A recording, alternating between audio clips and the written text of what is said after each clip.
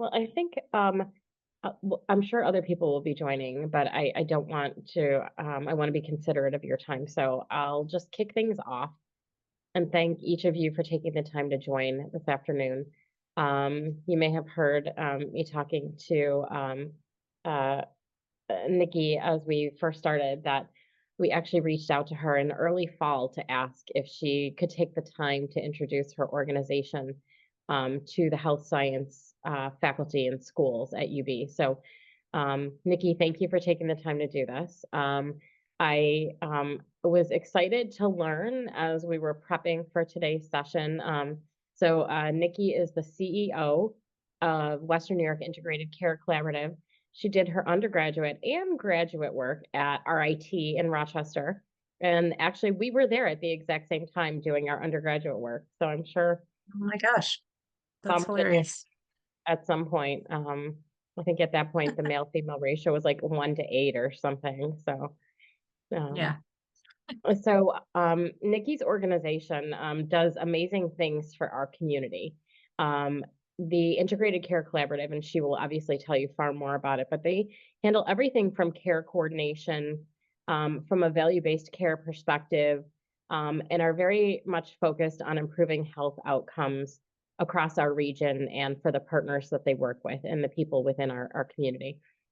So their mission and the support that they provide to many organizations in the healthcare space across Western New York and a little bit beyond very much aligns with the research that many of you are doing and the programming that you do across the community. So, Nikki and I have spoken about this probably for a good year now about how we could potentially find ways to work together when it comes to all of our aligned areas in advancing health in the area. And so this is the first step in making sure that for those of you that are educating and working in this space, that you have a chance to learn a little bit more about what they do and how we might be able to partner. So with that, Nikki, you have the ability to share screen. I think you said you Great. have a slide deck, correct? I do. Yeah. So thank you again for Yes. doing Yeah. that. Oh, Yep, you're very perfect. welcome. Hold on.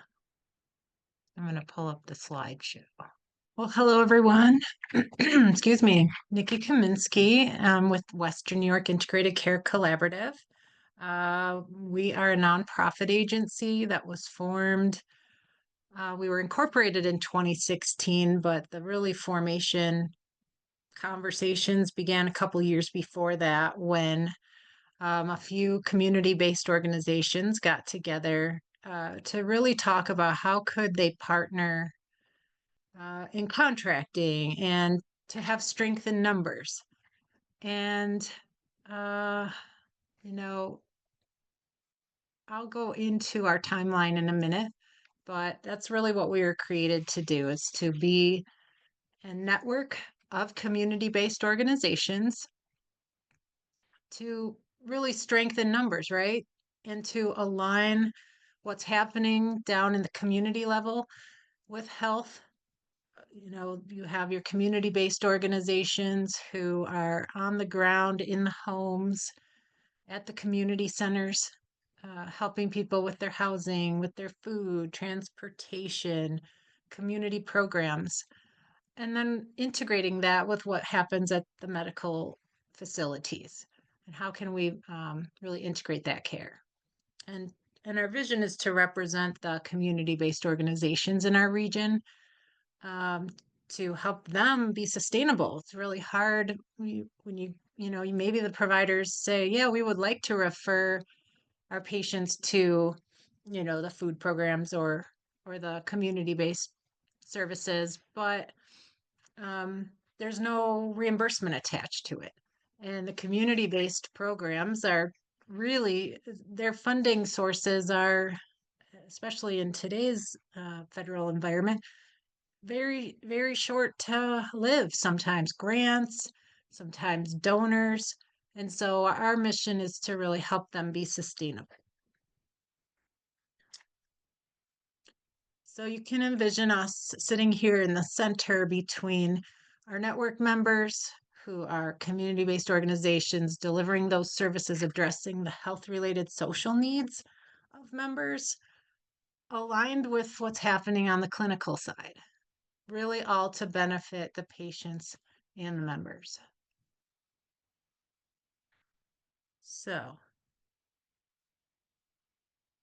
here's our region that we cover, and we have contracts and partners. The darker shaded counties, the 8 counties of Western New York, is where most of our members are and most of our services. We do have a few services that are over in the Finger Lakes region and partners that cover those areas.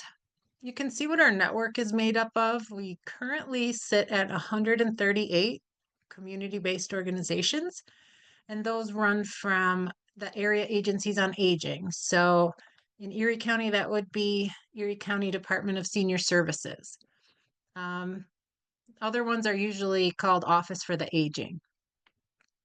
And we really did get our start in the older adult area of, working with folks, but now, and I'll share more about our Medicaid program, but we're pretty much all ages now.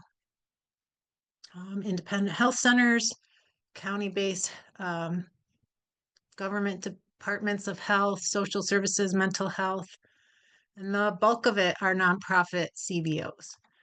We also are now starting to add more network members called allied partners. That could be for-profit agencies, healthcare providers, behavioral health, health plans.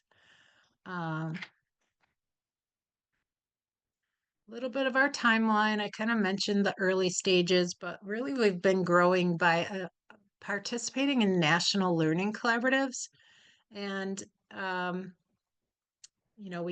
we got incorporated in 2016 and really started with our diabetes programs. We already had a diabetes self-management program and a diabetes prevention program, which were covering 2 counties at that time. And our organization was holding the license. And we knew it could be a billable service through Medicare, so we became a Medicare provider.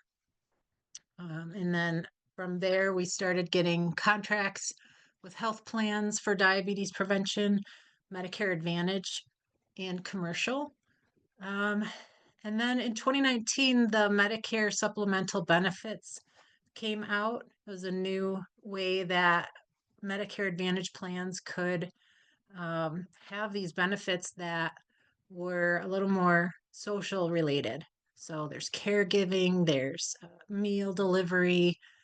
So we were able to start providing more contracts through those benefits. There's also new billing codes that have come out for more of the services, like community health integration codes, principal illness navigation. We added falls prevention. I'll go over the list. In 2023, we were awarded a Business Innovation Award from the Johnny Hartford Foundation, and we were featured in the White House Playbook to address social determinants of health. And this past August, we were designated one of 9 social care networks for the new New York State 1115 waiver. We just launched that program in January, and it's launched. And we have a ton of partners that are going to be providing the services with us. And so now our network is rapidly growing. Our role in the network is to be that hub entity, right? So we advocate on behalf of our community-based organizations. We really do that network strategy, engagement, allow them to be able to talk with each other so they're not working in silos all the time. We do contracts and negotiations with the health plans, the payers, and then bring those contracts to the network.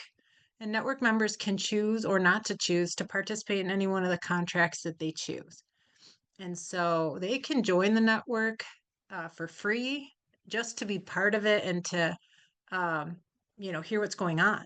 Some do that. Others want to contract and are very involved with delivering the services. Because we're billing for Medicare and Medicaid and there's a lot of compliance requirements. And if all these individual CBOs had to have uh, like all of this compliance requirements, or the billing, if they all had to have a billing system, that you can imagine the costs that each one of them having to do all that. So by us centralizing all of that in a hub, it allows them to do what they do best, which is, work with the folks on the ground, do the services that they are the experts at. And we take the burden of all this stuff you see on the screen here off their plates so they can focus on the people. Here's our governance structure. Our voting members are really at the top. They're really what we're here for, and our allied partners. The voting members vote in the board. And then we have a committee structure where we ask the voting members to sit on any one of the committees. The allied partners are also, it's optional for them. They can also participate in some of the committees. And the work groups are for the services that we deliver. Those are the staff at our partners who are actually delivering the services. That's where we do our regular touch points for technical support, um, updates to the program, checking in with them. So that's the work groups are purpose. And I will share these slides with Jill after, and all these links are live, so you'll be able to click around. Here are the programs that we currently have contracted with health payers of some sort. We have a post-discharge meal delivery program wherein a member has to have at least one overnight stay, and then at acute care facility, and then we can deliver them up to 2 weeks of meals. Community health coaching is one-on-one health coach that is assigned to a member, goes to their home, does a social determinants of health screening with them, and then works with them up to 12 months to address those needs, link them to services, and help them set goals. Healthy Ideas is an evidence-based program that's a community wellness program. Again, they're assigned a Healthy Ideas coach who's gone through a really extensive training. And they're really talking about the target population here are people who kind of they're not diagnosed as being depressed, but they're maybe grieving, maybe they are depressed, maybe they're already working with a counselor, but it's a stepping stone from not having anything to going to a clinical therapist. So it's a person to talk to set goals and to link them to mental health, clinical, but also to their provider. Really, we started that one during COVID when a lot of people were socially isolated, and as a way to like help them set goals and start to come out of that social isolation. Falls prevention, I mean, that one kind of says its name, but you can see the picture. It's a little dim there, but the coach one-on-one goes in the home, reviews the home with the member. So are there guardrails or handrails? Are there grab bars in the bathroom? Do you have loose rugs? And educating them on falls, and then enrolling them into an evidence-based group class such as Tai Chi or Matter of Balance, where so they're not only learning about it and getting their home organized to prevent falls, but they're also then getting stronger going to the group class. And again, our network members are delivering the programs. Our team is training them, document, have the centralized portal to document, we're their tech support, and then we're sharing the data back, the reports, whatever. So it's really a team effort. Is this helpful to go through all these programs for you guys? I just want to make sure this is helpful.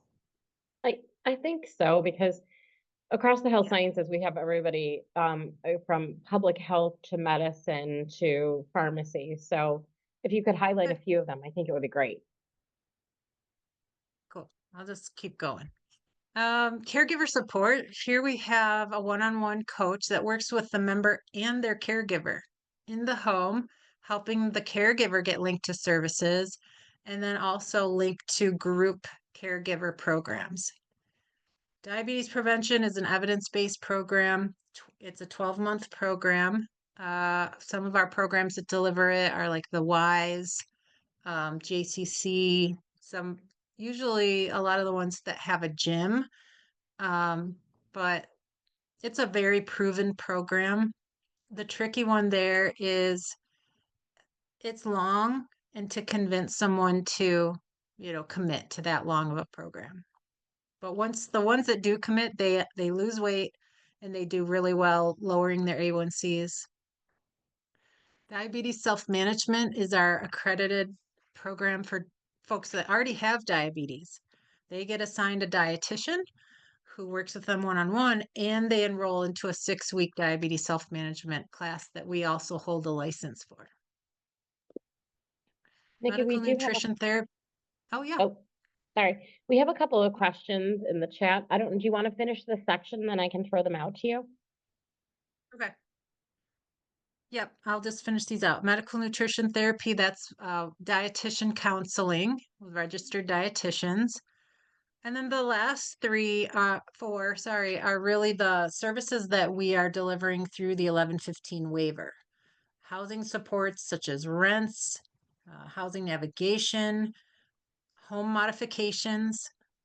So fixing people's, leaky pipes and pest control, mold remediation, nutrition and food supports. So food boxes or meal delivery or nutrition counseling, transportation to non-medical services, and then that enhanced care management. All right, so checking in the chat. So first question is, yeah, go ahead. Go ahead.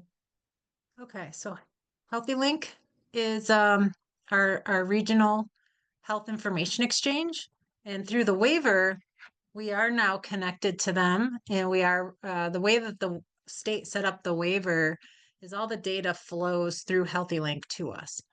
Prior to the waiver, we were using them for lookup and verification of members' eligibility, like their insurance eligibility. But our goal is that we're working with them in a future state. Now that they are, having this data on the Medicaid members, how can we work with them to get the data on the Medicare members that we're also seeing, so that the physicians can be able to view the results of what's happening? So that's a future state. Is that I hope I answered. That's what you were asking. Yes, that's fantastic. Thank you. You're welcome. Okay, Kelly, have your members asked for help with or raised concerns about how to integrate climate disaster resilience planning into their? That has not come up. Although we do have, I shouldn't say it hasn't come up. There's two things that we have heard. One, we have, grassroots agencies that are working on, at their one agency, working on kits for their clientele, like weather kits, so they could keep it in their car, they keep it in their home in case the electricity goes out, like we had in that horrible storm a couple years ago. But I don't, so like as far as like a disaster planning kit for the members, but I'm not sure if anyone has brought up. We also have some food providers. One in fact actually has greenhouses in our region.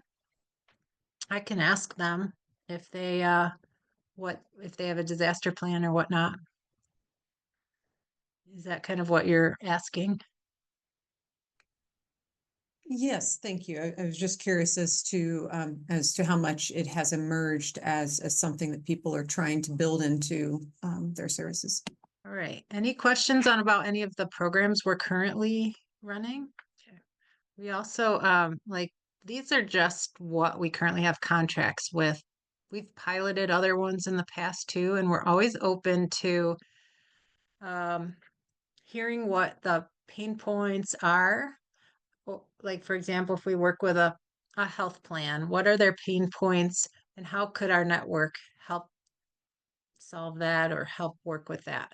So if there was, say, a grant or something you were studying and you needed community-based partners, chances are we have someone in our network that, or several, that could participate in that. All right, I'm gonna keep going here. Did I skip 2 slides? No. Okay. So this is our reimbursement model for our network.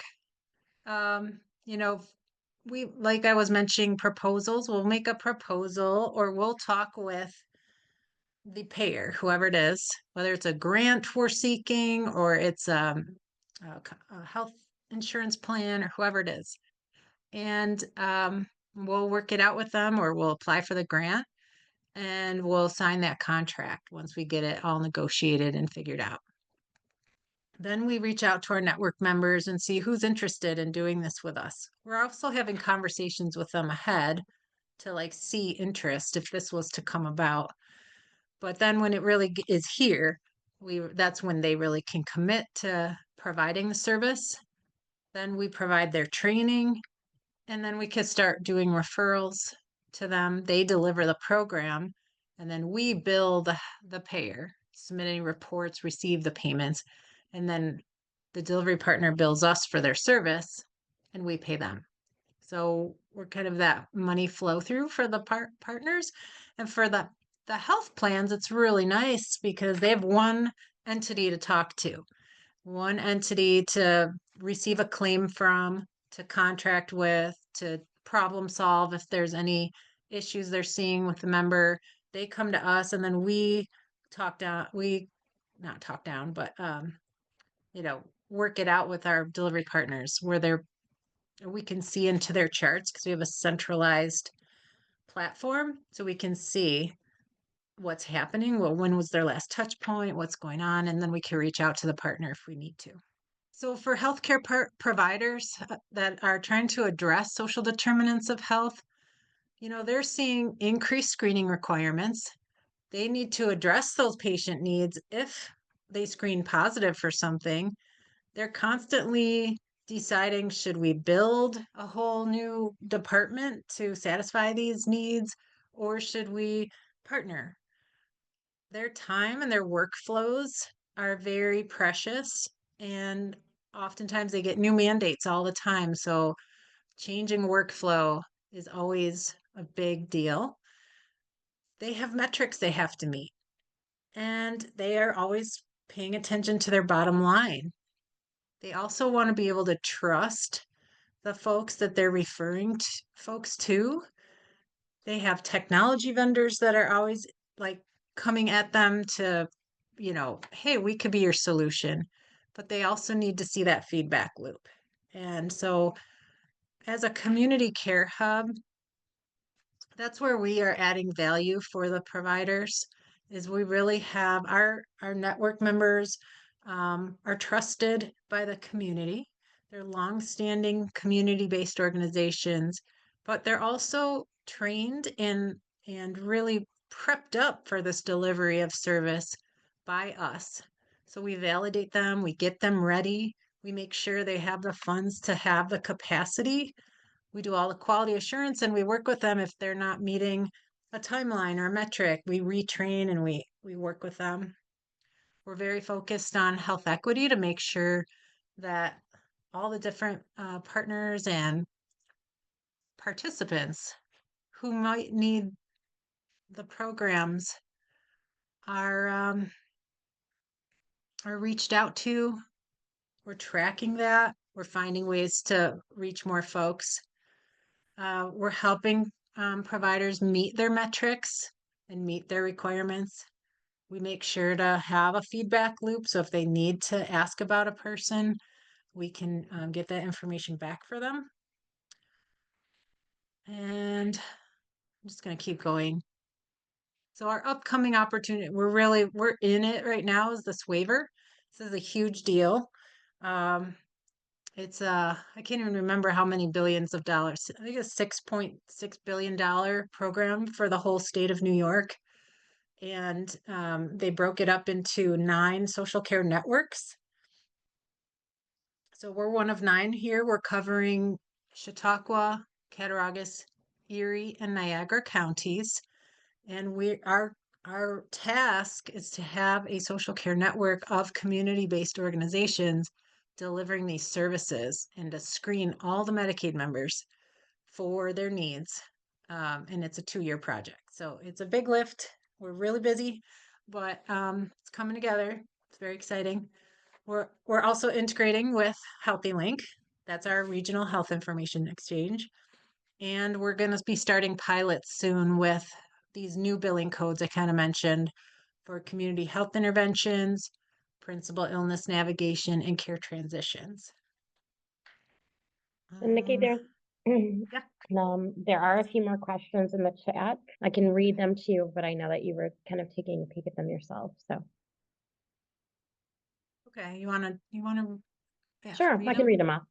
So Dr. Nielsen is saying, given the current uncertain situation in federal programs, what if proposed cuts to Medicaid that are being considered now jeopardize the 1115 waiver? It appears that contractual relationships are subject to change or cessation.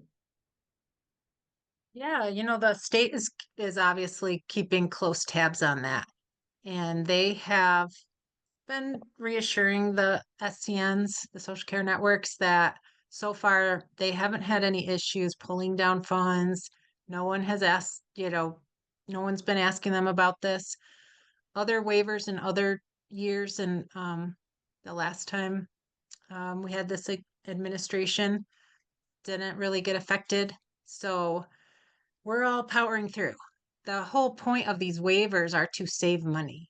And so by not the only point to help people get healthier, but by helping people get healthier and get these services, we're going to be saving money. And so our task is to get this thing launched and really start showing those datas. But there's always the chance. It's been a wild, however many weeks it's been. A lot of our partners are struggling, though, because their federal funding is getting cut or drastically reduced. And we're juggling much of the same. So people are, it's a heightened awareness without question. So another question, how soon can primary care providers write food prescriptions for their Medicaid patients with the launch of the 1115 waiver project? And is Western New York Integrated Care Collaborative identifying the patients in Medicaid programs, or can the provider start writing them now if they have a patient with Medicaid? Yeah, if you're working with providers, we would love to talk to you because there's a couple options there. Short answer is you can send in referral. You can send in referrals now. We have a link on our website. But when you send a referral, you're sending a referral for the member to be screened and then receive an eligibility assessment. And then based on if they're eligible, they might have more needs than just food. So whatever their needs are, we'll be helping them with. So you wouldn't just submit a food referral, right? You're submitting it to the network, and then they'll get assigned a navigator. The navigator will do that screening and the navigation, and then assign as they're eligible for things, because there is some eligibility criteria they have to meet in order to be eligible for all the services. But even if they're fee for service Medicaid, they can still work with a navigator and get linked to things like SNAP or WIC or HEAP, so that they can at least get reduced cost things like that. But providers also have the opportunity, if they would like to contract with us as an allied partner and receive payments for screenings if they want to do any screenings. So that's another opportunity. So I'll throw my, well, actually, yeah, I'll throw my email in the chat, or if there's any providers on here that want to reach out. So Dr. Fraser is asking, can you elaborate on the DPP? How many sessions are there total? How frequently do participants meet? And what's the approximate length of the sessions? Certainly. Diabetes prevention program there's 22 sessions throughout the 12 months. The first 12 weeks is once a week. They're always 1 hour. They can be both virtual or in person group classes. After the first 12 weeks, then they meet every other week for a few months. And then the last 6 months is once a month. Great, thank you. Got it. Did you have other slides, or can I just open it up for people who actually want to pose a question to you personally? Is that okay? Yeah, please do. I mean, I'm done with my slides. Okay. Anybody, just you can raise your hand or just turn your camera on or shout something out. Well, otherwise, okay. Cindy is asking, what about electronic health records for allied partners? And do you credential with payers? How would an organization become an allied partner? Yeah, to be an allied partner, basically reach out to us. And it's really it's like really if you're going to do anything with us, and you want to be part of the network, you can join as an allied partner. We don't charge, and we are all about the integration. So if there's folks that want to participate in our network and they want to do something with us, then we add them as an allied partner. As far as electronic health records, I guess, Cindy, can you clarify your question just a little bit? Yeah, so if you're doing the billing, then you'd have to have like, how are you getting the data? Is it through Healthy Link that you're getting the data for the billing to the payers? Yeah, so the way the state has set this up is there's some options.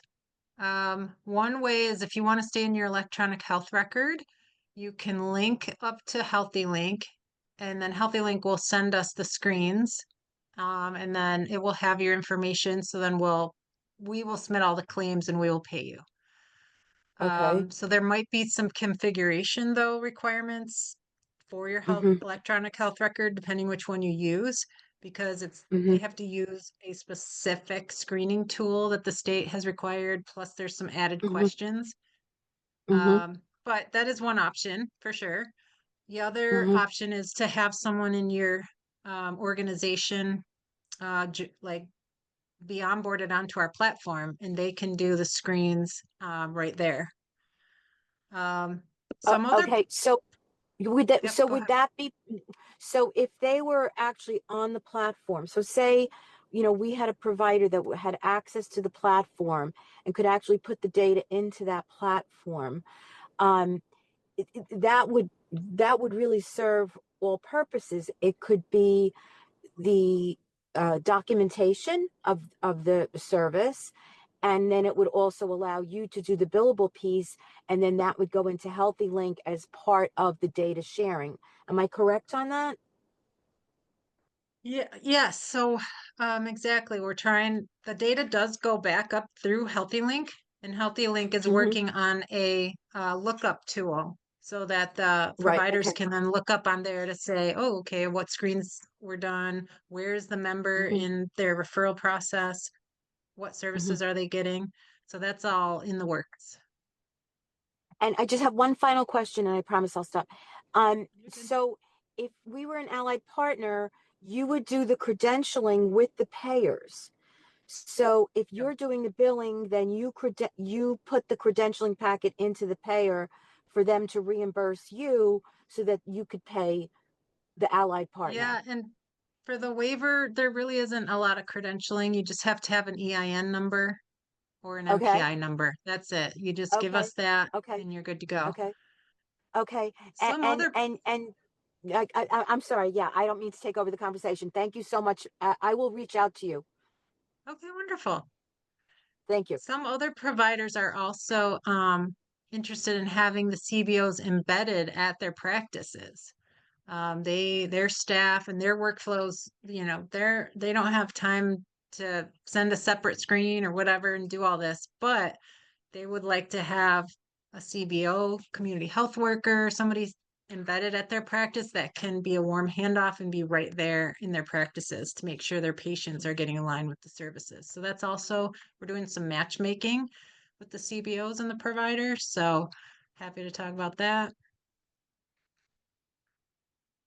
So I saw that Dr. Singh turned his camera on.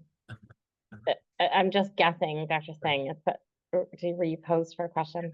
Yeah, I would. I just wanted to ask a general question about your approach to working with researchers in terms of either if you have questions that you want to explore that researchers at UB could help you with, or if you're open to researchers coming to you to try to mine your data to answer research questions.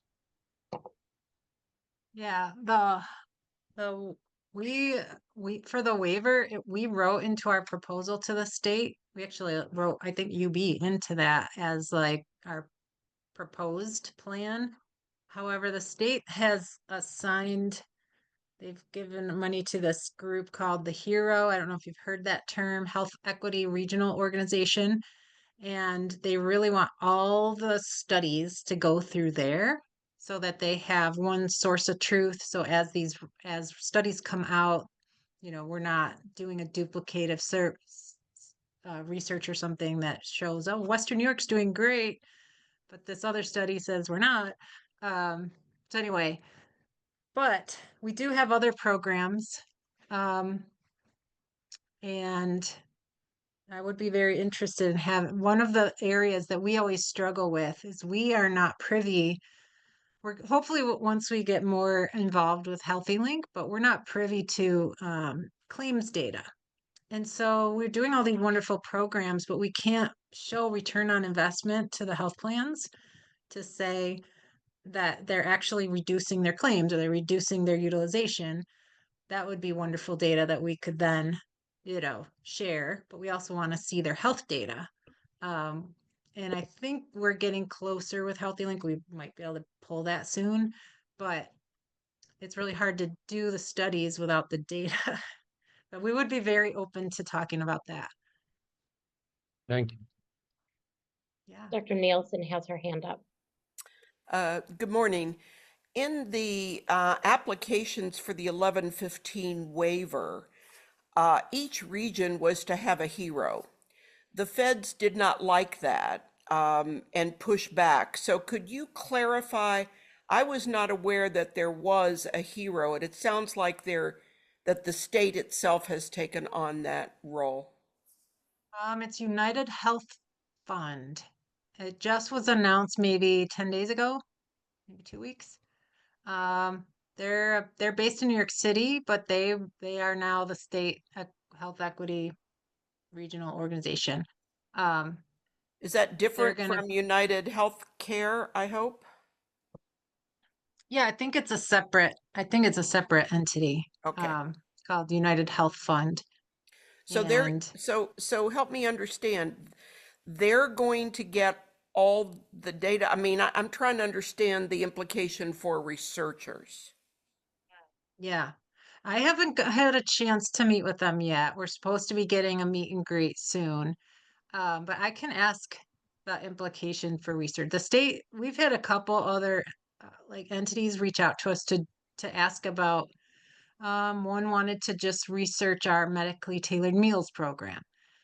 And so we've taken it back to the state. What can we do? And they said, everything, well, when the hero comes out, take it to the hero. So we haven't had a chance to meet with them yet, but I can definitely ask them about that. And I know one of their big goals for the hero is to get this program so it's not a demonstration project anymore and it can be baked into the value-based payment world of Medicaid. So it's a permanent fixture in Medicaid. So that's obviously our goal. We don't want to just build this thing for 2 years and then have it go away. Plus, it's a really important services, unprecedented services happening.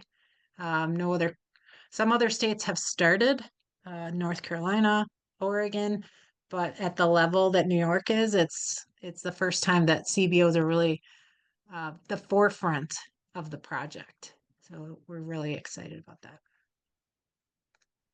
Just for everybody's reference, Jill Terabasi put a link to the press release that just came out in regards to the heroes. If anybody wants to look at that. Kelly, you've got your hand up.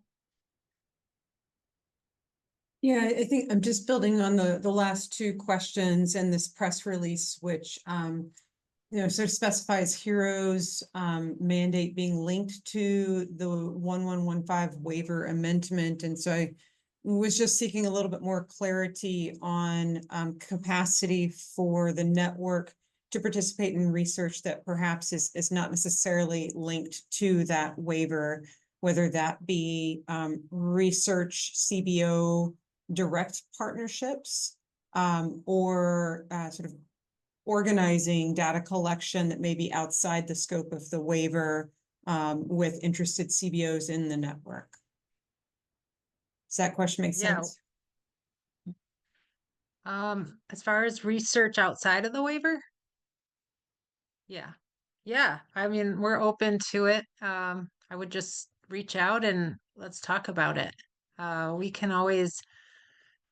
We have listservs and we have a whole network engagement where if you're talking about a certain thing you want to research, we can put it out there and see if there's any interested parties. I always have to say this because we advocate on behalf of our CBOs. If you have funds to help support their time, that goes a long way. They're really struggling, and so just be aware of that. I would just say that, generally speaking, the proposals that we've put out, at least during my time engaged with the health sciences, that even from the UB vantage, that's encouraged as well. PCORI in particular, which has become a priority for us, is that they actually encourage like equal participation and compensation and a recognition of the time and the resources that should be invested with the community organizations as well. So I think if you tell your team and you go back, you can say that our investigators and administration are very much in favor of that. Wonderful. That's great. Yeah, definitely reach out because, like I said, we have 138, but we're growing rapidly. Probably about 10 new ones a month right now. And Wow. they're coming and right now they're coming from the 4 counties, but our other programs that we have, diabetes and all that, are in 15 counties. So we have a pretty big reach. Wow. We'd love to grow some of these programs. Some of them were limited because of who we have payers for, right? So, for example, our Falls program right now, we have one payer. Well, technically, we have independent health, but we can see their commercial and their Medicare Advantage members. But if someone from Highmark came, we would have to tell them, sorry, we don't take your insurance, right? Because we don't have a contract with them yet. Which is why we need the data to do the research, so we can then take it to the other plans to say, look how great we do with Falls. You guys should probably partner with us. Mhm. Yeah. So Nikki, if anybody on the call, and we do have a lot of people that go back and watch these recorded sessions. If Great. people are curious about working with you, are you the right person for them to contact, or is there somebody on your team that could at least help point them in the right direction so you're not flooded with email? Yeah. Well, I put our info email. Several people on our team get that. So that would be the best way. But we're also hiring some new team members that are going to be focused on data, another one focused on strategy. So there'll be more, like you said, like more folks ready to partner. So it's been, I really hope we hear from a lot of you. Anybody else have any other questions? This is Cindy again. Can I ask one more? Yeah. You speak to a lot of adult chronic illnesses. Do you do much work with in the pediatric realm? So with the Medicaid waiver, we will be, the housing, the food, transportation, linking them to services. A lot of our partners do as well. So Okay. we don't have any contracts right now aside from, because really kids' health insurance either comes to either Medicaid or through their Right. parents, commercial.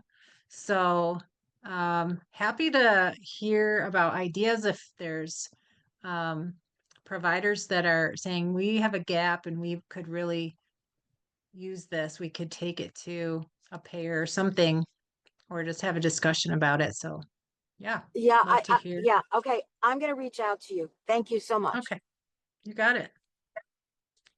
Nikki, I apologize for that. If I wasn't feverish and not wanting to infect my colleagues, you can obviously tell that I'm home right now, but sorry about the barking. Oh, I Thank couldn't you. hear it. No. Oh, okay, I could. Um, so just wanted to say thank you again. I think this is something that, like I said, you and I have been talking about this for quite some time, and I think it only makes sense that more of our teams are introduced to the work that you're doing, because there's always so much potential, and I guarantee that even with the 30 people or so that we had over the course of the hour, you will be hearing from people, and even people who weren't in the session, because there was a lot of interest in learning more. And actually, a couple of them that couldn't make it today have specific projects in mind. That's So great. I Thank We're will you, excited. email Nikki them and to you. Jill. Thanks so much. Feel Thank better, you. Thank- Jill. Okay, thanks. Thank you. So with that, unless anybody else has any questions, thanks so much again. It was got great it. to see you. Good Thanks, thing for you everybody. that it's not in person. So, all right. Yeah. Thanks, Nikki. All right. Take care. Thanks, All right, everyone. take care. Thanks a bunch. Bye.